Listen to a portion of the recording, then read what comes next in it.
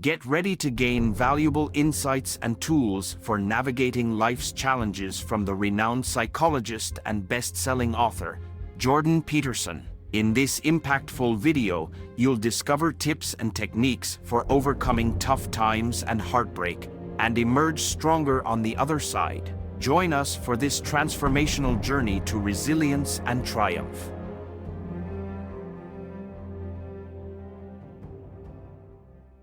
And so, I treat people who have post-traumatic disorder or symptoms of post-traumatic disorder. And so let's say they got post-traumatic stress disorder because a relationship collapsed on them suddenly, which is quite common. They get betrayed or someone leaves them suddenly, and then they don't know what to do, because, especially if they're conscientious, because then they just tear themselves into pieces trying to figure out what they did wrong to bring about that event. And the reason they're doing that is because they want to retool their perceptions and their actions so that the probability that they'll have the same experience again is minimized. And their mind won't leave them alone till they do it. And no wonder, right? Because if you fall into a big pit and you get really hurt, the first thing you should figure out is how to not fall into big pits anymore. And your mind is set up exactly for that. And so what you do with someone who's having problems like that, so maybe they're waking up at the middle of the night obsessing about what went wrong, is you walk them through it. You do a situational analysis first, because one of the oversimplifications that people make, and this is especially true for conscientious people, is if something bad happened to me, I must have done something to deserve it.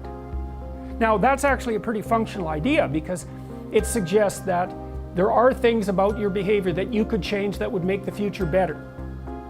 But the problem is that, say if it's the collapse of a relationship and you've been with that person for 8 years or longer, well, you did so many things with them that the idea that you did something wrong pretty much extends to every single thing you ever did with them.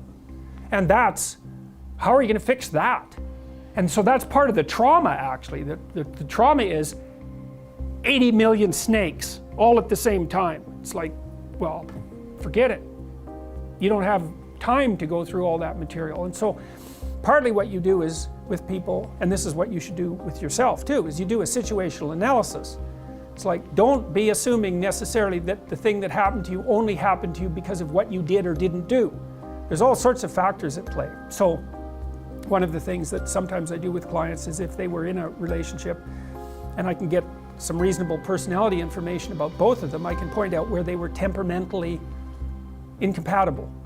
Like if you're a highly conscientious person and your partner is very, very low in conscientiousness, it's like, well, good luck to you two. How the hell are you ever going to work that out? Because you want everything to be exactly where it's supposed to be, and you're working all the time, and your partner could care less whether things were where they're supposed to be, and they're not going to work. And you can butt heads about that forever. The probability that you're going to shift it, except to some minor degree, is very, very low. And so sometimes you end up with someone with whom you get along very well on one temperamental dimension, and you're an absolute catastrophe on the other 4. And the probability that you're going to be able to mediate a huge temperamental difference is extremely low. You wouldn't expect yourself to mediate a huge intellectual difference. Life is suffering. Right. Indisputable. What do you do about that? You voluntarily accept it, and then strive to overcome the suffering that's a consequence of that. And you do that for you, and you do that in a way that makes it better for other people.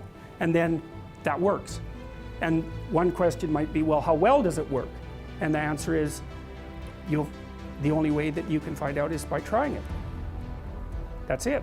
That's the existential element of it. The proof is to be derived by the incarnation of the attitude in your own life. No one can tell you how it will work for you. It's the thing that your destiny is to discover that.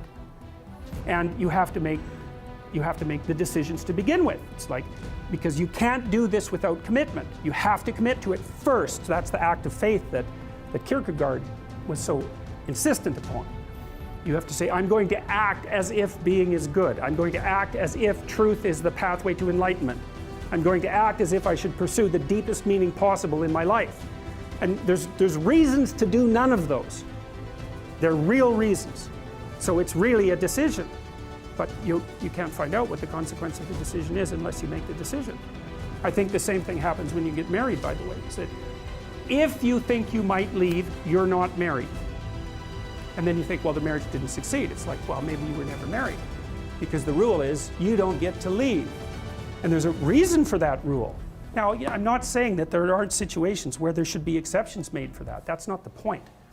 The point is that there's some games you don't get to play unless you're all in. And the other thing that's so interesting about being alive is that you're all in. No matter what you do, you're all in. This is going to kill you. So I think you might as well play the most magnificent game you can while you're waiting. Because do you have anything better to do? Really? Why not pick the best thing possible that you could do? Why not do that? Maybe you could justify your wretched existence to yourself that way. I think you could. That's what it looks like.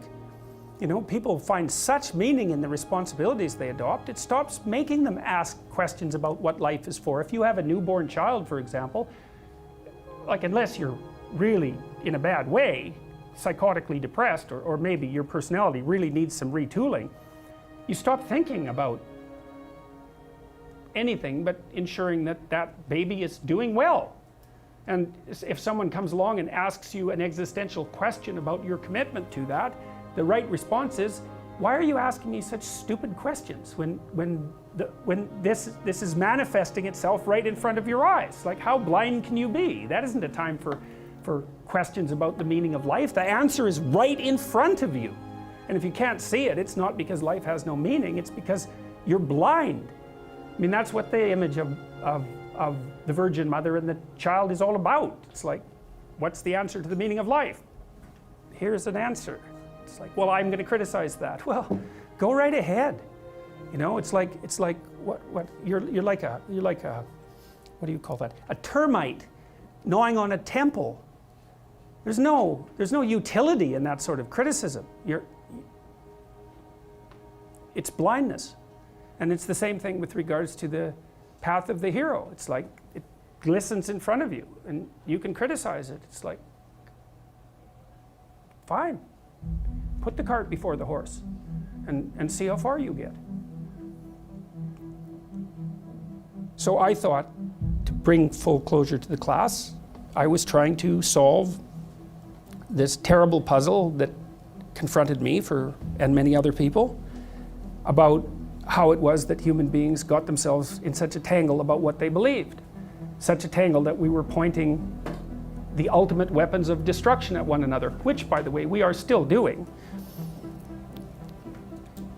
And I thought, okay, well, I understand that. We need our belief systems. They orient us. And that means there will be conflict between belief systems, and that can be a catastrophe. And that's being played out everywhere, again, in very many ways.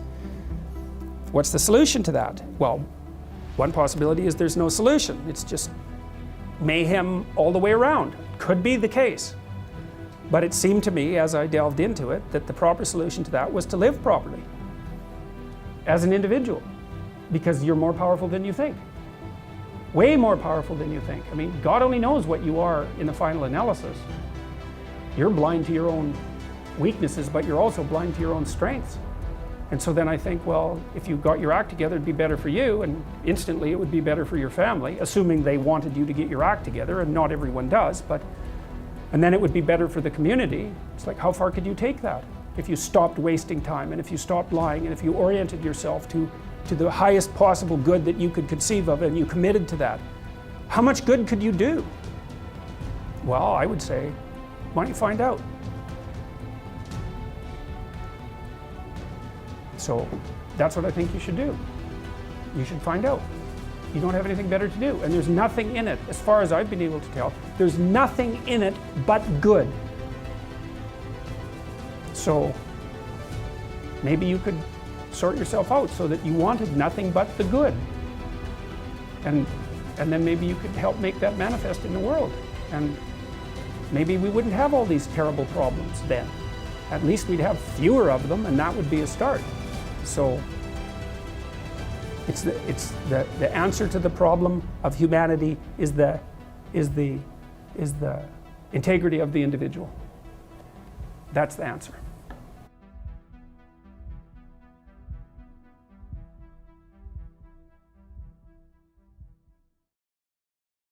Thank you for watching. If you enjoyed this video, we would be grateful if you liked and subscribed to our channel. Even if you don't, it's okay. Just remember the name of our channel so you can come back and hear more positive content. Have a great day.